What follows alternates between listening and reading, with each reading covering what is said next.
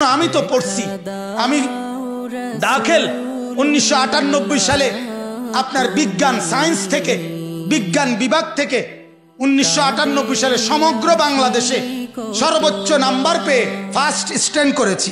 আলহামদুলিল্লাহ। আমি বিজ্ঞান পড়ছি, কুমিল্লা ভিক্টোরিয়া কলেজ থেকে আমি মাস্টার্স পাস করছি।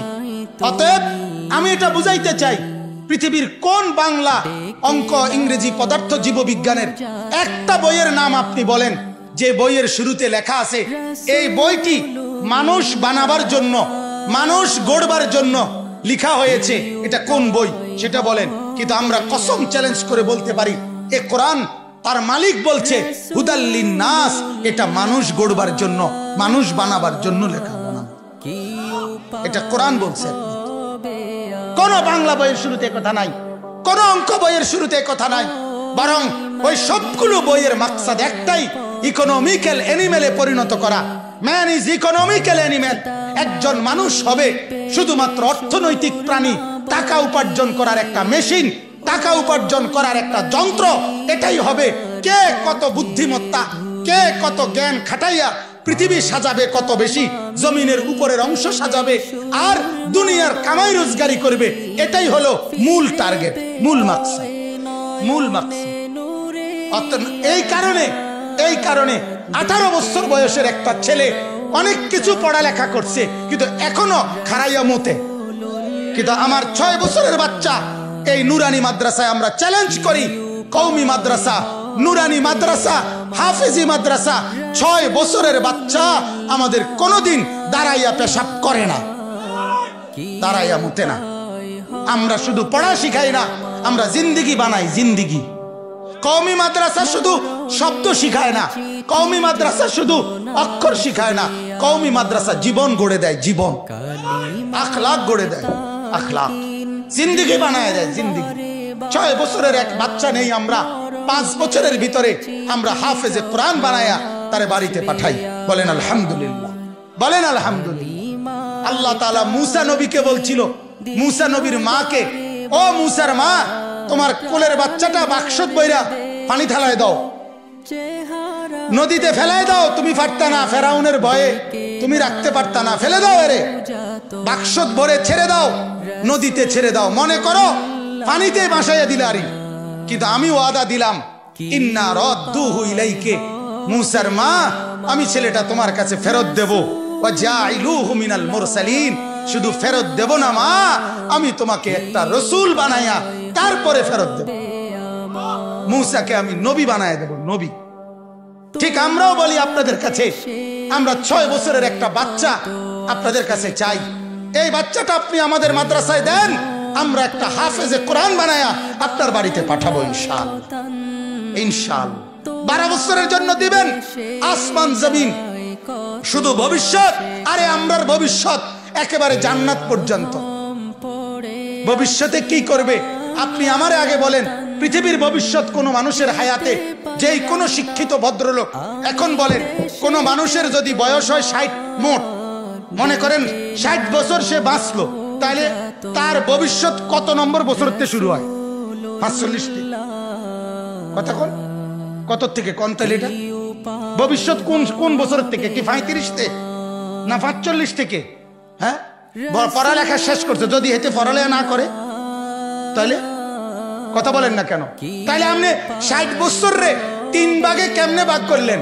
যে 60 বছরের মধ্যে প্রথম 20 বছর হলো অতীত, মাঝখানের 20 বছর হলো বর্তমান, শেষের 20 বছর হলো ভবিষ্যৎ। এটা কোন যুক্তি? আমারে বলেন না, এটা কোনো যুক্তি হলো নি? কথা বলেন না। এজন্য মানুষের হায়াত পুরাটাই বর্তমান, ভবিষ্যৎ শুধুমাত্র আখিরাত। ভবিষ্যৎ কি বলেন না? আখিরাত, আখিরাত। ওয়াল তানজুর নাফসুম মা কদ্দামাত লিগাদ। আল্লাহ বলে আজকে তুমি ভাবো আগামীকাল কিয়ামতের জন্য তুমি কি পাঠিয়েছো। তাহলে আগামীকাল মানে ভবিষ্যৎ। আল্লাহ বলছে ভবিষ্যৎ হলো আখিরাত। ভবিষ্যৎ কি বলেন? তাহলে আমরা বাচ্চাটার বর্তমান দুনিয়াটাও দেখি, আমরা বাচ্চার ভবিষ্যৎ আখিরাত, জান্নাত পর্যন্ত পৌঁছবার সবক আমরা তারে শিখাই। বলেন আলহামদুলিল্লাহ, বলেন আলহামদুলিল্লাহ। অতএব শেষ কথা এটাই, আল্লাহ বলেন ওয়া আম্মাল্লাযীনা কাফারু ওয়া কাযযাবু বিআয়াতিনা, যারা তোমরা কুফরি করছো, যারা আমার আয়াত অস্বীকার করছো, ছেড়ে দিচ্ছ, ওয়া লিকাইল আখিরা, আখিরাতের সাক্ষাৎ, পরকালের সাক্ষাৎ ভুলে যাচ্ছ। আল্লাহ বলেন ফাউলাইকা ফিল আযাবি মুহদারুন, তোমরা অবশ্যই জাহান্নামের আযাবের মধ্যেই অংশগ্রহণ করবে।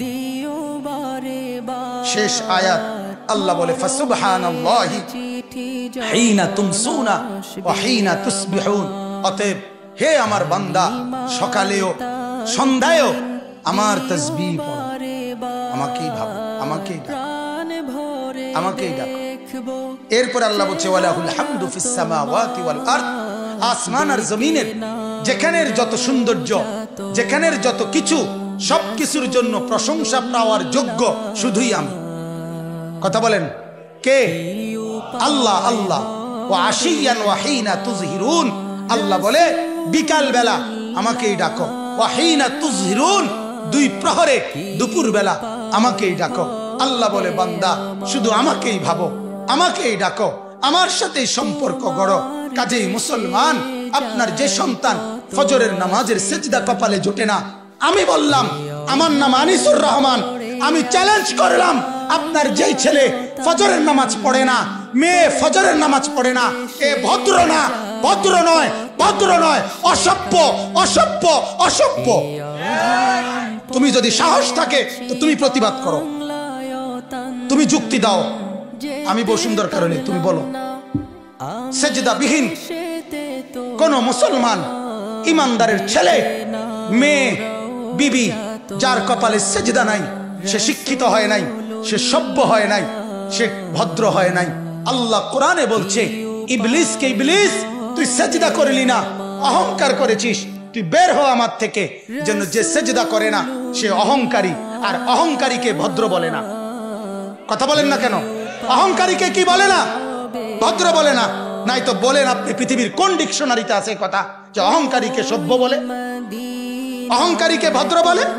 আল্লাহ তো কোরআনে বলছে সেজদা না করা এটা অহংকার। এটা কি বলেন না? তাইলে অহংকারী কি ভদ্র হয়? অহংকারী কি সভ্য হয়? অতএব ছেলেকে ভদ্র বানান, ছেলেকে সভ্য বানান। পড়েন আপনি, কোনো সমস্যা নাই, বাংলা পড়েন, অঙ্ক পড়েন, ইংরেজি পড়েন, পদার্থ পড়েন, জীববিজ্ঞান পড়েন, হিমালয় পর্বত ফুরাটা ফইরা বাইতে যায় পড়েন, কোনো মানা নাই। আটলান্টিক মহাসাগর পইরা বাইতে নালান, কোনো আপত্তি নাই। কিন্তু কোরআন বাদ দিলেন কেন? সেজদা বাদ দিলেন কেন? গোলামি বাদ দিলেন কেন? বন্দিগি বাদ দিলেন কেন? আল্লাহকে ছেড়ে দিলেন কেন? আল্লাহর সাথে দুশ্মনী কেন? যে ছেলেটা সারাদিন একটা ওয়াক্ত নামাজ পড়ে না, যে বিবি একটা ওয়াক্ত নামাজ পড়ে না, যে মেয়েটা পর্দা করে না, তারে জিজ্ঞাসা করেন না যে মা সবার সাথে সম্পর্ক বজায় রাখো, মালিকের সাথে কেন দুশ্মনী? আল্লাহর লগে কি নারাজি হইলা? আল্লাহর সাথে কি দুশ্মনী? আল্লাহর লগে কেন রাগ করলা? কেন রাগ করলা? এই বাপ, তোমরা যারা সেজদা করো না, তোমরা বলো না বাজান, বলো না এই দরদি ভাই চিৎকার করে বললাম, তুমি যদি বলো তোমার পায়ে ধরতে, আমি পায়ে ধরতে রাজি। তুমি যদি বলো তোমারে জড়িয়ে ধরে কাঁদতে, আমি কাঁদতে রাজি। তুমি বলো কেন আল্লাহর সাথে রাগ করলা? কেন আল্লাহর সাথে রাগ করলা? কেন আল্লাহর সাথে নারাজ হইলা? কেন সেজদা কপালে জুটলো না? কেন মালিকের সাথে সারাদিনের এত কিছুর বিনিময়ে আল্লাহ তাআলা একটা মিস কল দিলে, 2 সেকেন্ডের একটা মিস কল দিলে বন্ধু তুমি টের পাও তোমার মোবাইলে মিস কল আসছে। এত বড় মসজিদে 6টা মাইকের হরন দিয়া আল্লাহু আকবার বলে তোমারে ডাক দেয়, তোমার একটা বারও কানে লাগে না, বিবেকে লাগে না।